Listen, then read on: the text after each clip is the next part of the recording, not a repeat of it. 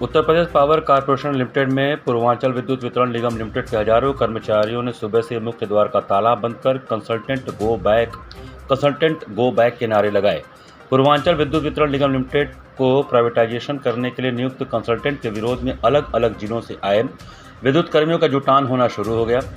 पूर्वांचल विद्युत वितरण निगम लिमिटेड के कर्मचारियों के भारी आक्रोश को देखते हुए सुरक्षा के लिहाज से पुलिस और पीएससी की टीम भी लगा दी गई थी। Uttar Pradesh power corporation limited की ओर से पूर्वांचल विद्युत वितरण निगम लिमिटेड को बाकायदा प्राइवेटाइजेशन करने के लिए कंसल्टेंट नियुक्त किए गए, ऐसा आरोप बिजली कर्मियों ने लगाया है। सरकार की ओर से नियुक्त कंसल्टेंट विद्युत वितरण निगम लिमिटेड से जुड़े सारी जानकारी इकट्ठा कर Uttar Pradesh power corporation limited को सौंपेंगे, जिसके आधार पर पूर्वांचल विद्युत वितरण निगम लिमिटेड के प्राइवेटाइजेशन की बात आगे बढ़ाई जाएगी। इसी बात का विरोध बिजली कर्मियों की ओर से लगातार किया जाता रहा है। बिजली कर्मियों विद्युत कर्मचारी संयुक्त संघर्ष समिति के बैनर तले यूनियन की ओर से पूर्वांचल विद्युत वितरण निगम लिमिटेड के मुख्य द्वार को बंद करके कंसल्टेंट गो बैक के नारे लगाए गए।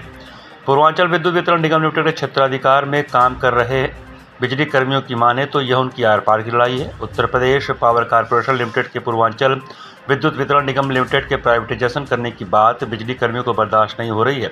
इसको लेकर वो लगातार मुखर होकर अपना विरोध दर्ज कराते चले आ रहे हैं।